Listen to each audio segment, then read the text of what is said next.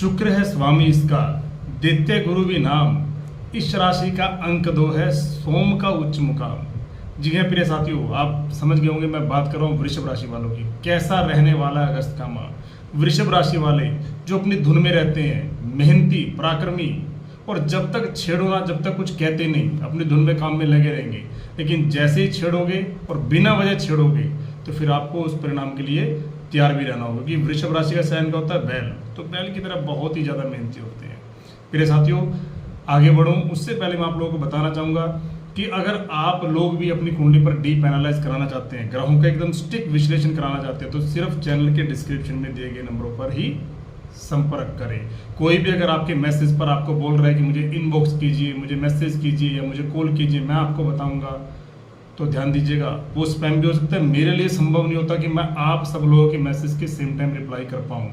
लेकिन आपको ध्यान रखना है कि आपको अगर हमारे अलावा कोई भी दूसरा इंसान संपर्क कर रहा है तो फ्रॉड भी हो सकता है। चलिए शुरुआत करते हैं। कैसा रहने वाला है अगस्त का माह, कैसा रहने वाला ने हर एक विषय पर बहुत बारीकी से चर्चा होगी वृषभ राशि वालों के लिए। और आप इस वीडियो को सेव भी कर लीजिएगा क्योंकि अगस्त का माह अगला महीना है। अगर आपका कोई अपना या आप स्वयं वृषभ राशि के लिए, तो ये जानकारी आप लोगों के लिए बहुत ही महत्वपूर्ण होने वाली है। माह की शुरुआत में ग्रहों की स्थापना क्या कहती है?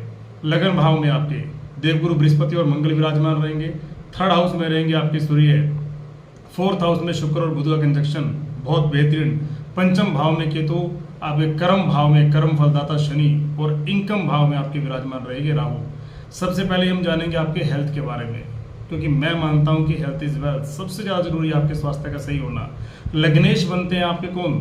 मालूम होना चाहिए आपको, शुक्र। और शुक्र बैठे हैं फोर्थ हाउस में। जब लगन का स्वामी शुक्र सुख भाव में विराजमान है, केंद्र का स्वामी अगर केंद्र में विराजमान है तो बहुत बढ़िया, कोई क्वेश्चन होना नहीं चाहिए। 25 अगस्त को पंचम भाव में चले जाएंगे, त्रिकोण में चले जाएंगे, तब भी डर नहीं है। बस सोचना क्या है कि लगन भाव में मंगल बैठे हैं, आपके अंदर एग्रेशन ना हो, जल्दबाजी ना हो, पेशेंस ना खो दें आप, इस बात का ध्यान रखिए। और अष्टम के स्वामी गुरु भी लगन में है। थोड़ा सा छोट-मोट हेल्थ इश्यूज हो सकते हैं, खासतौर पर पेट संबंधी अगर कोई रोग है पहले से ही, तो आप उसका ध्यान रखिए। कोई बड़ा डर नहीं है, कोई बड़ा आपको सोचने का विषय नहीं है। बात करें आपकी एजुकेशन की, कैसी रहने वाली आपकी शिक्षा। आपको पता है कि पंचम भाव से देखते हैं आपकी एजुकेशन, और पंचम भाव के स्वामी बनते हैं बुध, और बुध बैठे हुए सुख भाव में शुक्र के साथ। देखिए पंचम भाव के स्वामी का सुख भाव में बैठना ये आपके लिए एक अच्छा इंडिकेशन है। लेकिन पंचम भाव में केतु भी हैं जो कि माइंडलेस प्लेनेट है, और आपको पता है कि वो हमेशा आपको डिससेटिस्फैक्शन देंगे। आप कितना भी बेहतरीन कर रहे हैं, आपको पता है मेरा टारगेट क्या है, मेरा गोल क्या है, मेरे क्या अचीव करना है, लेकिन फिर भी एक भ्रमित वाला जो काम होता है, या आपको अपने आप से संतुष्टि वाला काम होता है, वो तो केतु करेंगे। तो आपको क्या करना है? आपको अपना फोकस रखना है, आपको कंफ्यूज नहीं होना। आपको पता है कि मेरा गोल क्या है, मुझे क्या अचीव करना है, उस पर लगे रहिए। क्योंकि फोर्थ हाउस में बुध है, बुद्धि तो होगी, ज्ञान तो होगा, कोशिश तो होगी, लगन में मंगल है, पराक्रमी तो आप होंगे, जुनूनी तो आप हो जाएंगे इस माह में। लेकिन केतु आपको वहां से हटाने का काम करेगा, भ्रमित करने का काम करेगा। और सबसे बड़ी बात, अगर आप कर के भी डिससेटिस्फाइड हो जाए तो वो भी सही नहीं है। तो आपको अपना कंसंट्रेशन, अपनी एकाग्रता बराबर बनाए रखनी है। बात करें आपकी लव लाइफ की, लव लाइफ के लिए भी मेरे साथ आप जानते हैं पंचम भाव को देखते हैं, और यहाँ पर मैंने आपको बताया कि केतु विराजमान है, जो कि अपना काम तो करेंगे। क्या? डिससेटिस्फैक्शन का। हाँ, लव लाइफ में, लव रिलेशन में एक जो असंतुष्टि वर्ड होता है ना, ये बहुत बड़ा वर्ड कहलाता है, भले ही आपको छोटा लगता हो। क्यों बड़ा हो जाता है? क्योंकि सामने वाले पर अगर आप उसकी बातों से या उसके कहते हैं क्रियाकलाप से एक सेटिस्फाइड नहीं है, आपको उस पर कोई शक है, कोई डाउट है, कोई भ्रम है, तो आप उसको दूर कीजिए, मन के अंदर मत रखिए। क्योंकि मन के अंदर जो आप जहर पालोगे ना, वो सबसे बड़ी परेशानी क्रिएट करेगा। और पंचम भाव में केतु करता ही यही है कि आप मन ही मन में इतना सोच लेते हो, अपने मन को इतना भर लेते हो कि सामने वाले के संग आप एक डिस्टेंस ना चाहकर भी क्रिएट हो जाता है। उससे आपको बचना है। लेकिन अच्छा क्या है कि लगन घर में देवगुरु बृहस्पति बैठ करके पंचम भाव को देख रहे, तो थोड़ा सा ये कवर अप करेंगे, बचाने का काम करेंगे कि आपकी विच्छेद होने की स्थिति ना आए, आप लोग एक दूसरे से डिस्टेंस ज़्यादा ना बढ़े। वो काम देवगुरु बृहस्पति अवश्य करेंगे। तो विश्वास रखिए, धैर्य रखिए। मैं कहता हूं कि लास्ट में देवगुरु बृहस्पति संभाल ही लेंगे। बात करें आपकी मैरिज लाइफ की, सप्तम भाव के स्वामी मंगल लगन में है, और अपनी 7वीं दृष्टि से सप्तम भाव को देख भी रही है। 26 अगस्त तक मंगल अपने ही घर को देख रहे हैं, और देवगुरु बृहस्पति की दृष्टि भी है। मंगल जो कि सप्तम के लॉर्ड होकर के केंद्र में ही है, हाँ, लेकिन ये भी ध्यान रखना होगा मेरे साथियों कि शनि और राहु भी सप्तम को देख रहे हैं। तो समझ लीजिए यहाँ सिचुएशन कैसी है, 50% शनि राहु की दृष्टि काम करे और 50% मंगल और गुरु की। तो आपको ये ध्यान रखना है कि मुझे इस माह के अंदर अपने वैवाहिक जीवन को बैलेंस करके चलना है। सामने वाला पार्टनर, आपको पता है कि आप अगर वृषभ राशि के हैं तो आपके सामने कौन सी राशि पड़ती है, वृश्चिक, मंगल की।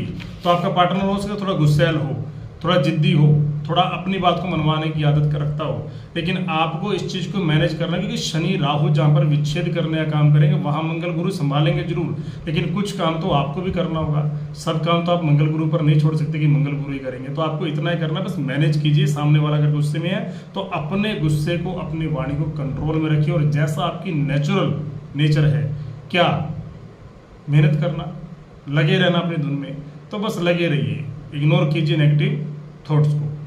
बात करें प्रिय साथियों आपके भाग्य की, सबसे महत्वपूर्ण विषय भी होता है आपका भाग्य, और 9th हाउस के स्वामी बनते हैं आपके शनि, आपके भाग्येश है शनि, और शनि बैठे हुए हैं 10th हाउस में। तो प्रिय साथियों 9वां घर जहां आपके भाग्य का है ये धर्म का भी है, और धर्म भाव के स्वामी, भाग्य भाव के स्वामी अगर कर्म भाव में बैठ जाए तो ये बन गया धर्म कर्माधिपति योग। यानी इस माह के अंदर आप धर्म करेंगे, धार्मिक कार्यों में भाग लेंगे, पूजा पाठ, एक अध्यात्म की तरफ आपका ध्यान अग्रसर होगा। और मैं कहता हूं अगर धर्म के साथ कर्म भी आप करें तो कहना है फिर तो भाग्य आपके साथ होगा ही, भाग्य आपका सपोर्ट करेगा। और आप भी जानते हैं लग्नेश, ज्ञानेश और भाग्येश का केंद्र में होना कुछ तो बड़ा दर्शाता है।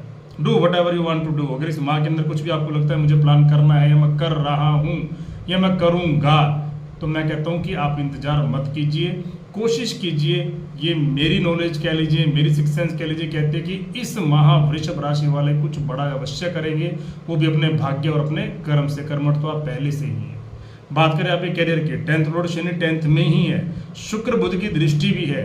अगर आपके ज्ञानेश, आपके कर्मेश को उनके ही घर में देखें तो ज्ञान इज इक्वल टू कर्म, और जब इंसान के पास ज्ञान है उससे वो कर्म करे तो मैं नहीं मानता मेरे साथियों की रिजल्ट ना मिले। और शनि को तो जाना ही इसलिए गया कि वो कर्म फल दाता है। अगर आप अपने ज्ञान से कुछ भी कर्म करें तो शनि भले ही देरी से दे, विलंब कराते हैं। शनि क्या है, शनि शनि मंद मन, लेकिन देते जरूर है, और दे आपको आपकी उम्मीद से ज्यादा सकते हैं, क्योंकि भाग्येश भी हैं शनि जो कि कर्म भाव में बैठे हैं। तो आपका भाग्य भी कहाँ छुपा है, आपके कर्म में।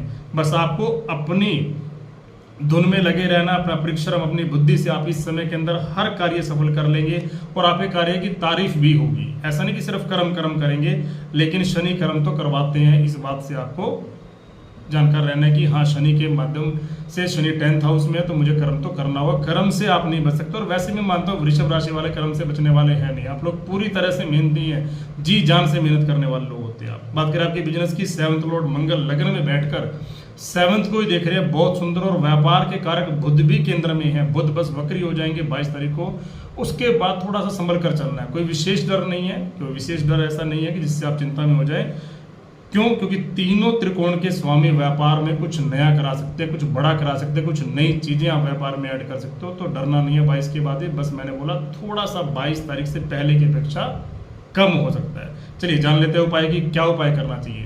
प्रिय साथियों सबसे पहले जो बहुत जरूरी है इस माह के लिए, किसी ने बताया नहीं बताया, कोई बताएगा नहीं बताएगा, मैं आपको बता देता हूँ। इस माह ये उपाय करके देखिए आप, अगर चमत्कार ना हो तो मुझे बोलिएगा। करना क्या, आपको शिवलिंग पर काले तिल, दूध और जल का अभिषेक करना है। पहले काले तिल रखने हैं आपको, उसके बाद दूध का अभिषेक करना है, फिर जल का अभिषेक करना है। इस माह में अगर कुछ भी नया चमत्कार हो तो मुझे याद रखिएगा, भूलिएगा मत। और साथ में आप शुक्र के बीज मंत्र का अवश्य जाप कीजिएगा। कैसी लगी जानकारी, लाइक करना, शेयर करना और सब्सक्राइब करना बिल्कुल मत भूलिएगा। बने रहिएगा हमारे साथ। जय श्री राम, जय श्री बालाजी महाराज।